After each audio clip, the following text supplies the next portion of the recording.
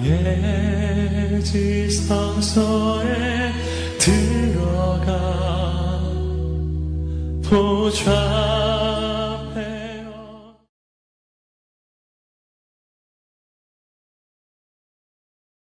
고백하며 인사 나누는데요, 선택받은 사람입니다. 우리 옆 사람 보면서 선택받은 사람입니다.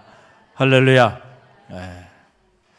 자, 부르심을 받은 사람들은 많지만 그러나 모든 사람이 그 부르심에 다 응답한 건 아니죠. 할렐루야. 우리가 잘 알아야 돼요. 우리는 다 부르심을 받았어요. 그러나 모든 사람이 그 부르심에 응답한 건 아니에요. 누가 부르심에 응답하냐 하면은 선택받은 사람들. 할렐루야. 바로 오늘 이 금요기도에 다 부르심을 받았어. 갈릴리교회 모든 성도들이 부르심을 받았어요. 그런데 모든 사람이 그 부르심에 응답한 건 아니에요. 오늘 이 자리에 있는 여러분들이 그 부르심에 응답한 선택받은 축복의 사람임을 믿으시기 바랍니다. 할렐루야. 오늘 하나님의 은혜가 말씀을 통하여 여러분 가운데 임하게 될 줄로 믿습니다. 구함의 법칙, 오늘 17번째 시간을 맞이하면서 한번 따라해 보세요. 믿음의 기도, 믿음의 기도, 믿음의 기도. 우리가 신앙생활 하면서 우리는 기도 생활을 하게 되는데 그 기도가 능력 있는 기도가 되기 위해서는 반드시 그 기도가 믿음의 기도여야 한다라고 하는 사실이에요. 우리가 이 사실을 모르고 신앙생활을 하고 이 사실을 모르고 믿음의 길을 걸어가기 때문에 때로는 능력 있는 기도자로 서지 못하고 능력 있는 그리스도인의 삶을 살지 못하는 거예요. 여러분, 명의는 사람을 딱 보고 진단을 잘하는 사람이 명의죠. 할렐루야. 진단만 잘하면 안 되고요, 처방도 잘 내려야 돼. 그게 명의야. 그렇죠? 오늘 말씀을 보게 되면 야고보 사도가 영적인 명의예요. 진단도 잘하고 처방도 분명하게 내렸어요. 그건 오늘 말씀 보게 되니까 너희 중에 고난당하는 자가 있느냐 진단한 거예요. 그렇다고 한다면 너희는 뭐 할지니라? 기도할지니라. 영적인 처방을 딱 내린 거죠. 너희 중에 병든 자가 있느냐? 그렇다고 한다면 그냥 장로 아니고요, 믿음의 장로들을 청하라는 거죠. 할렐루야. 믿음의 사람을 청하여 그들로 하여금 기도하게 하라, 너희를 위하여. 왜냐하면 믿음의 기도는 역사하는 능력이 크기 때문이다. 할렐루야. 자, 처방을 내렸어요, 내리지 않았어요? 자, 진단은 너희 중에 고난당하는 자가 있느냐? 너희 중에 질병 가운데 어려움을 당하는 자가 있느냐? 이게 진단이에요. 그렇다고 한다면 처방은 뭐예요? 기도하라는 거예요. 기도하되 어떤 기도를 하라는 거예요? 믿음의 기도를 하는데 혼자만 기도하지 말고, 여러분들이 가정의 문제가 됐던, 자녀의 문제가 됐던, 또는 어떤 건강의 문제가 됐던, 어떤 문제가 됐던 이런저런 문제 때문에 여러분들이 고통 가운데 있고 어려움 가운데 있을 때 여러분들이 물론 혼자 기도하는 것도 귀한 일이에요. 할렐루야. 그러나 한 사람이 기도하면 산을 옮기지만 함께 기도하면 하늘을 움직이는 거예요. 두세 사람이 내 이름으로 모인 곳에 내가 그들과 함께 하리라. 할렐루야. 하늘문을 여는 기도, 그 기도는 두세 사람이 함께 모여 내 이름으로 기도하는 기도예요. 할렐루야. 근데 그 두세 사람이 믿음이 없는 사람들이 아니고 믿음이 있는, 믿음의 기도를 드리는 그 두세 사람이 하늘문을 여는 그런 천국 열쇠를 활용하는 기도자가 된다라고 하는 사실입니다. 그래서 여러분들이 고난 가운데 있을 때, 또 질병으로 인해서 어려움 가운데 있을 때 혼자만 기도하지 말고요, 믿음의 사람들을 청하십시오.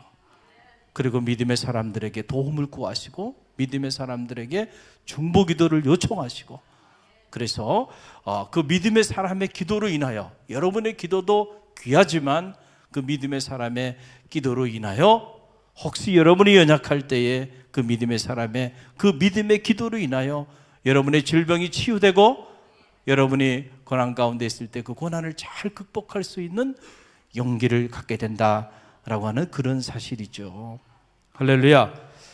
그렇다고 한다면 여기서 이 믿음의 기도라고 하는 게 능력이 있는 건 사실인데, 그러면 여기서 말하는 이 믿음이라고 하는 것이 무엇인가? 믿음이라고 하는 것은 과연 어떤 믿음을 말하는가? 이 믿음은 우리의 신념과는 차이가 있어요. 우리 신념과 차이가 있다. 이게 무슨 얘기냐면, 제가 한 예를 들어볼게요. 여러분들이 한번 차분하게 한번 생각을 해보세요. 어느 어머니가 한 12살 된 초등학교 학생 아들 하나를 데리고 해수욕장을 갔어요. 그런데 이놈아가 물을 보자마자 갑자기 바다로 뛰어드는 거예요. 그런데 그냥 뛰어들어가지고 바닷물이 이렇게 넘실거리면서 차오르는데 무릎까지 오는데도 나올 생각을 안 하고 계속 바다 안으로 들어가는 거예요. 미친놈처럼.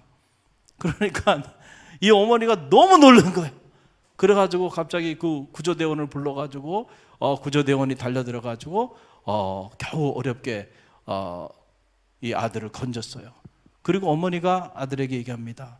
얘야, 너 미쳤냐? 너 왜 바다를 보고 이렇게 뛰어들어가느냐?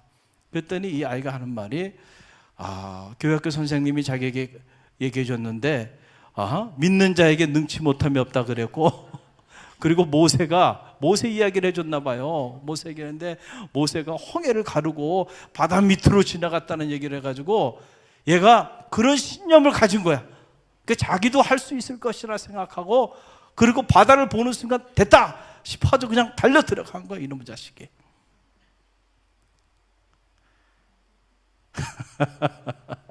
여러분이 이 아이의 어머니라고 한다면 여러분은 이런 아이에게 뭐라고 여러분 말을 하겠어요? 뭐라고 얘기해 주겠어요? 여러분, 이 어머니가 대단히 믿음이 깊고 신심이 있는 그런 어머니예요. 그래서 이 어머니가 그 아들에게 하는 말이에요. 내가 몇 가지 잘 모르고 있는 것이 있구나. 그러면서 그에게 물어보는 거예요. 내가 모세냐? 물어본 거니까 아니요.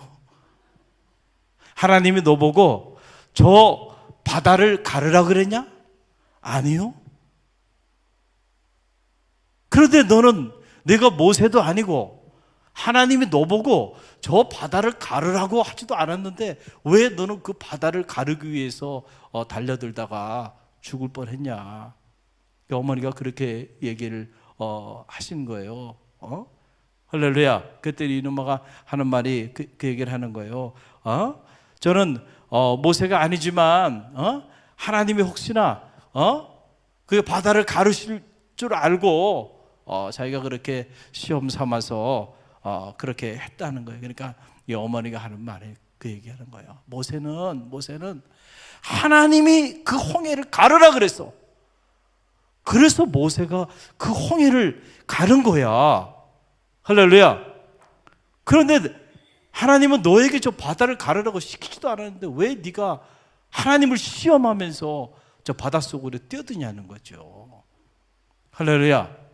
여러분, 이 이야기를 여러분 잘 들어보세요. 여기에 중요한 메시지가 담겨 있는 거예요. 여러분, 믿음의 본질이 여기서 발견이 되는 거예요. 기독교 신앙이 말하는 믿음, 이 믿음은 단순히 허공을 치는 어떤 긍정적인 자기 자신에 대하여 어떤 긍정적인 자상을 갖는 어떤 그런 신념, 여러분, 이것이 기독교 신앙이 말하는 믿음의 본질은 아니라고 하는 사실을 여러분 잘 기억하시길 바랍니다.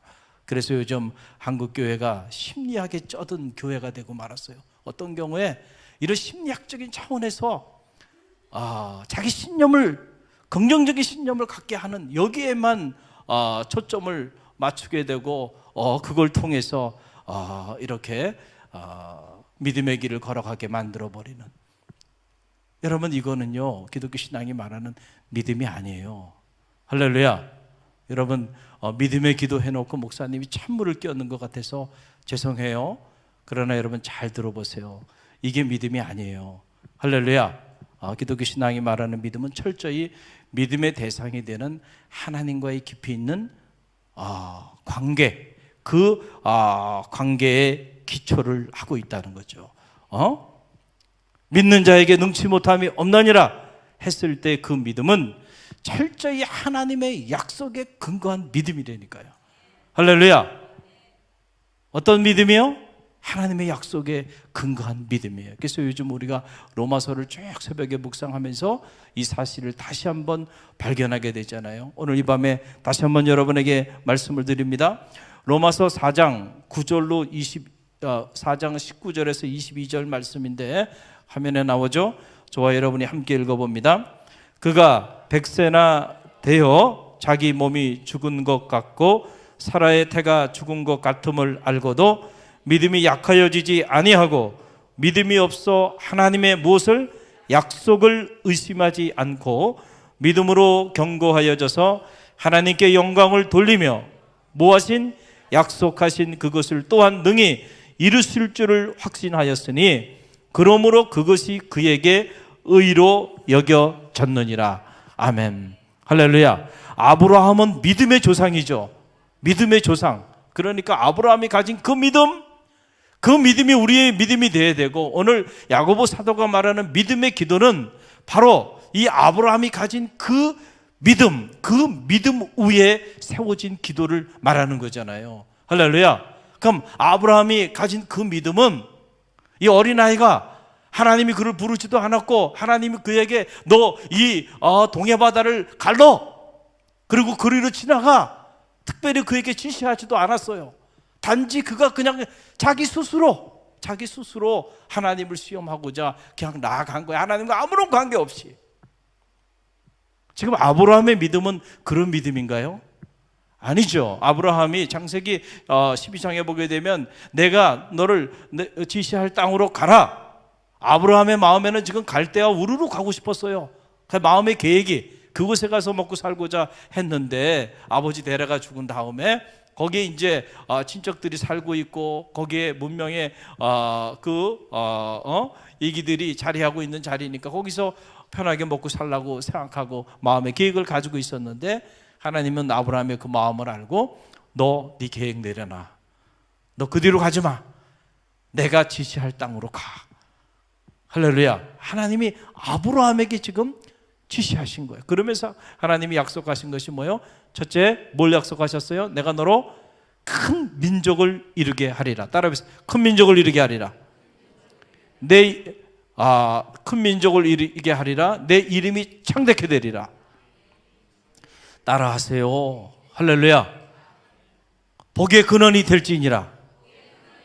세 가지를 약속하신 거예요. 세 가지를 약속하시면서 내가 내게 지시할 땅으로 가라. 그래서 아브라함이 지금 75세에 부름받아 가지고요, 나이 100세 될 때까지 지금 그 말씀만 붙잡고 지금 산전수전 공준전까지 다 겪으면서 지금 그 말씀 붙잡고 아브라함이 지금 나아가고 있는 그러한 때예요. 그래서 아브라함이 100세가 됐는데 아직 자식도 없고 아내 사라는 경수가 끊겨서 더 이상 자식을 낳을 수 없는 그런 상황, 도저히 바랄 수 없는, 도저히 열국의 아비 꿈도 꿀 수 없는 이러한 상황임에도 불구하고 그의 믿음이 약하여지지 않고 하나님의 약속을 굳건히 붙잡았다는 거잖아요.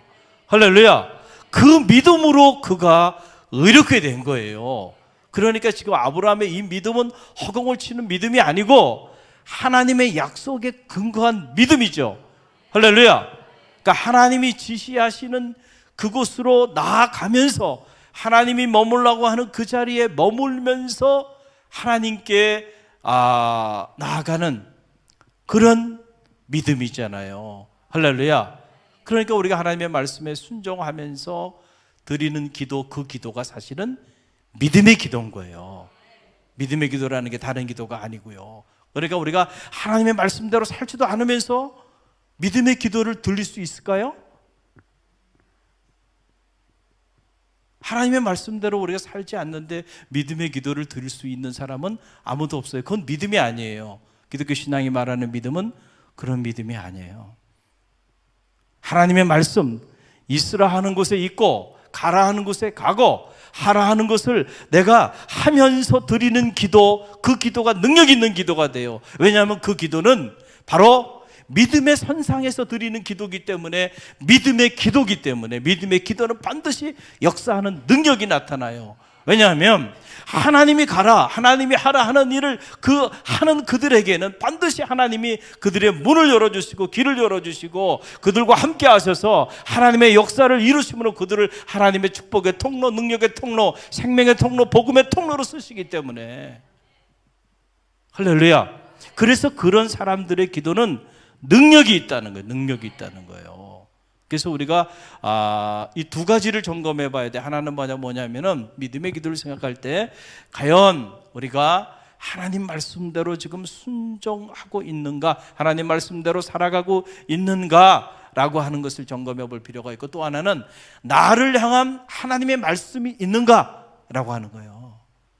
할렐루야. 아브라함에게 가라 그랬잖아요. 모세에게 자, 너 여기서 주저앉아서 이럴까 저럴까 쭈삣쭈삣 하고 있지 말고, 백성들이 불평하고 원망한다고 해서 홍해 앞에서 좌절하고 절망하고 있지 말고, 내가 내게 준 뭐가 있어요? 능력의 지팡이 있잖아. 그 능력의 지팡이를 들고 앞으로 나아가라는 거예요. 홍해가 가로막혀 있어? 홍해 앞으로 나아가라는 거예요. 하나님께서 야, 난 치잖아요. 그래서 모세가 그 말씀에 순종하면서 나아갈 때 홍해가 갈라진 거죠. 하나님이 모세를 부르지도 않고, 하나님이 모세를 낮에는 구름기둥 밤에는 불기둥으로 홍해 앞으로 백성들을 데리고 그곳으로 인도하지도 않았는데, 어느 날 갑자기 모세 혼자 홍해 앞바다 가가지고 갈라져라! 빠져 죽죠. 할렐루야. 무슨 말인지 아시겠죠?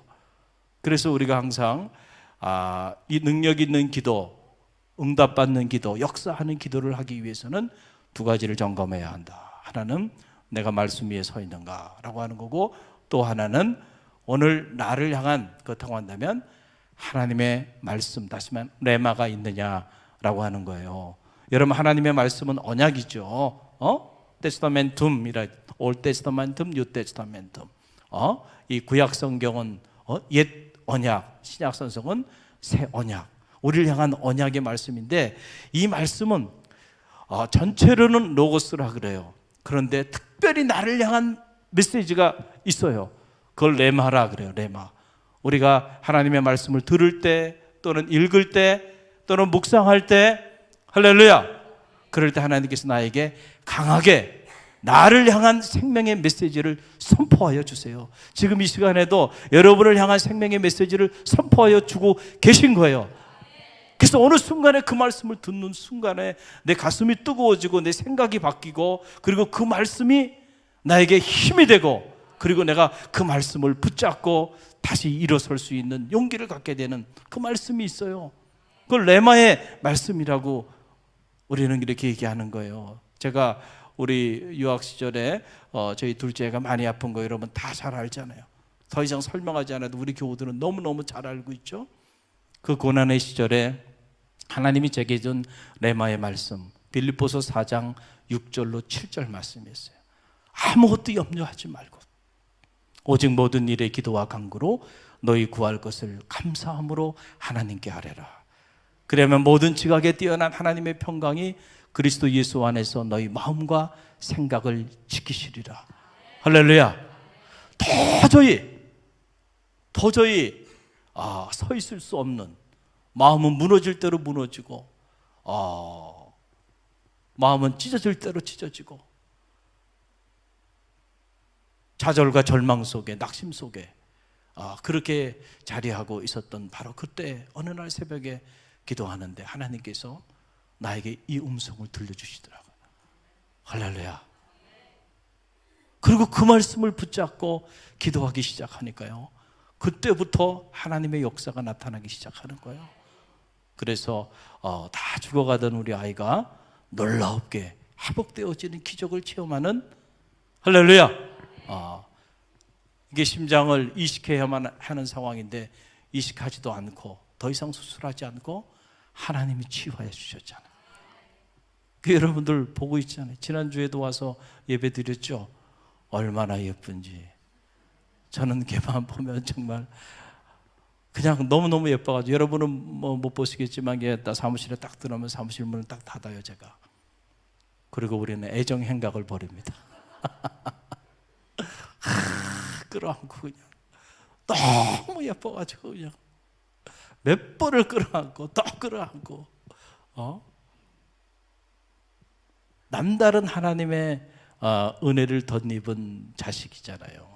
나는 걔가 이렇게 살아서 진짜 움직이는 것마다 정말 하나님이 살아서 움직이는 것 같아요. 야, 얘가 이렇게 커서 이렇게 성인이 돼서 이렇게 잘할 줄 그때는 꿈도 꾸지 못했는데, 정말 어두운 터널을 지나는 것 같은 앞이 캄캄하고 그 태어난 지 얼마 안 되는 애가 온몸에 호수를 꽂고 신음하면서 병실에 누워있는 모습을 보면서 정말 앞이 캄캄하고 하늘이 무너지는 것 같았는데 이 아이가 이렇게 예쁘게 잘 컸구나. 할렐루야, 할렐루야. 만약에 그때 하나님께서 내게 주시는 이 빌립보서 4장 6절에 7절 말씀, 모든 걸 다 내려놓고 싶었던, 하나님이 원망스러웠고, 그리고 내가 행하는 모든 삶의 자리가 정말 아무것도 아닌 것 같은, 그래서 아무런 의미를 발견할 수 없었던 그 절망의 때에 하나님이 나에게 이 레마의 말씀을 주시면서 네 마음을 추스리라. 더 이상 염려하지 말고 근심하지 말고 낙심하지 말고 좌절하지 말고 절망하지 말고, 그럼에도 불구하고 감사함으로 하나님 앞에 기도하라는 거예요. 할렐루야. 그 말씀이 딱 들어오는데요, 놀랍더라고요. 그 말씀 붙잡고 일어선 거예요. 할렐루야, 할렐루야. 이 기도가 무슨 기도예요? 믿음의 기도예요. 말씀을 붙잡고, 말씀대로 내게 주신 그 말씀을 붙잡고, 도저히 이 말씀대로 내 삶이 변화될 거라고 하는 것을 바라볼 수 없는 상황이지만, 그럼에도 불구하고 주신 말씀을 붙잡고 이 말씀대로 역사하여 주실 줄 믿고 기도할 때에 말씀대로 역사가 나타나는 거예요. 할렐루야. 이게 바로 믿음의 기도예요. 성서가 말하는 믿음의 기도라는 것은 바로 이런 걸 말하는 거예요. 그래서 로마서 10장 17절 말씀 보게 되면 우리 함께 읽어봅니다. 그러므로 믿음은 들음에서 나고 들음은 그리스도의 말씀으로 말미암느니라. 아멘. 언제나 우리의 믿음은 말씀과 깊은 관계가 있습니다. 할렐루야. 믿음은 들음에서 나고 들음은 그리스도의 말씀으로 말미암으니라. 그러니까 우리의 믿음이 어디로부터 나와요? 말씀으로부터 나오는 거야. 우리가 말씀을 듣지도 않고 말씀을 읽지도 않고 말씀을 묵상하지도 않는데 갑자기 엄청난 믿음이 생겼어요.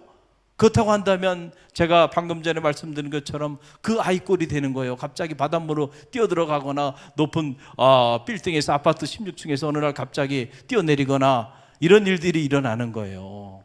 할렐루야, 할렐루야. 네.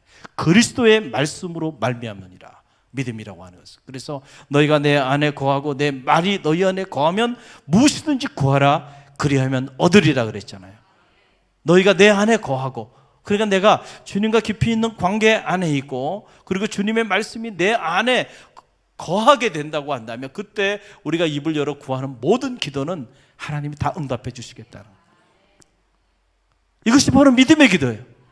우리의 믿음이라는 것은 주님과의 깊이 있는 관계와 깊은 관련을 맺고 있고 주님의 말씀과 깊은 관계를 맺고 있다라고 하는 사실이죠. 우리가 주님과 깊이 있는 교제 안에, 그리고 주님의 말씀 안에 들어갈 때에 주님께서 여러분의 자녀를 향한, 그리고 여러분의 가정을 향한, 여러분을 향한, 우리 교회를 향한 주님의 뜻을 발견하게 해주세요.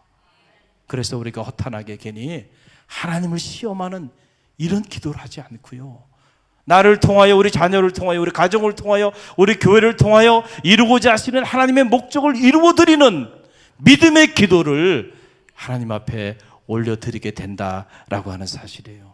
그럴 때 하나님께서 그 기도를 반드시 응답하셔서, 고난 가운데 있는 자가 있느냐, 그 고난, 이 고난이 내게 유익이라 말씀하여 주셨는데, 하나님을 사랑하는 자고 그 뜻대로 부르심을 입은 자들에게 모든 것이 협력하여 선을 이루는 역사가 나타나고요, 고난은 하나님께서 우리에게 주시는, 어떻게 보면 가장하고 찾아오는 축복의 또 다른 이름이에요. 그래서 성도가 당하는 고난은, 모든 고난은 의미가 있어요. 하나님이 괜히 우리에게 고난 주는 것이 아니에요. 우리를 죽이기 위해서, 무너뜨리기 위해서 아니에요. 우리가 믿음의 눈을 떠서 보면 그 고난이 오늘 나를 향한, 우리를 향한 축복의 통로임을 깨닫게 될 것입니다. 질병 가운데 있는 자들이 있습니까? 그 질병을 통하여 나의 연약함을 깨닫고 그 질병 때문에 하나님 앞에 내가 스스로 겸손한 자가 되고 그 질병 때문에 하나님을 만나게 되고 그 질병 때문에 오히려 하나님께 영광을 돌리는 그런 계기가 여러분 나타나게 되는 거예요. 할렐루야. 여러분 잘 아는 것처럼 저도 중학교 시절에 질병으로 인하여 하나님을 만난 거 아닙니까? 먹지도 못하고 마시지도 못하고 분비물을 토해내면서까지 그 처절한 고통 속에서 하나님 앞에 기도할 때 하나님께서 저를 통하여 들어 쓰시고자 하시는 그 언약의 말씀, 그 말씀을 붙잡고 식음을 전폐하고 하나님 앞에 나아갈 때 하나님께서 저희 서원 기도를 들어응답하여 주셔서 회복시켜 주시고 치유하여 주셔서 지금 생각해 보면 그 당시 때하고 지금 생각해 보면 참 그때 내가 그렇게 고통 가운데 중학교 3학년 때 그렇게 고통 가운데 신음하면서 어려움 가운데 있을 그때 지금의 나를 상상이나 했겠어요? 할렐루야. 그런데 신학자가 됐고 목회자가 돼서 다음 세대 목회자들을 양육하는 일과 또 교회를 섬기고 하나님을 섬기는 일에 이렇게 쓰임받는 영광스러운 삶을 살아갈 수 있도록 제 생애를 그 이후에 이렇게 축복해 줄지는 저도 상상하지 못했어요. 할렐루야. 놀라운 사실은 질병 가운데 있습니까? 질병이 주는 유익이 있어요. 만약에 그때 그 당시에 제가 아프지 않았다면 제가 하나님을 만날 수 있었을까? 못 만났을 거예요. 그렇다고 한다면 지금쯤 제가 뭐 하고 있겠어요? 뭐 하고 있을까요? 제가 제 친구들을 보면 알 수 있어요. 뭐 하고 있는지. 죄송하지만 제 친구들이 다 지금 다 퇴직해가지고요. 할 일이 없었어요.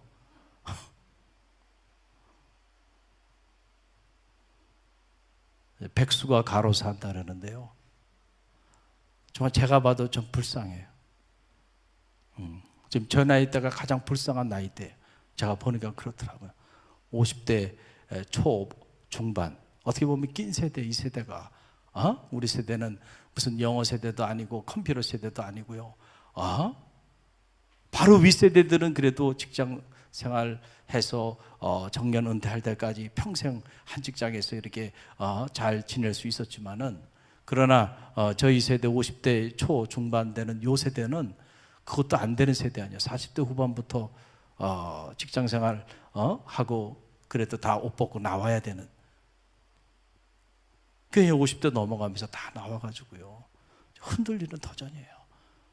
뭔가 새로운 세상은 너무너무 많이 바뀌었기 때문에 그 변화하는데 선봉에 서서 뭔가 새로운 일을 하기는 어렵고 정말 어려운 이 세대를 이렇게 맞이했어요.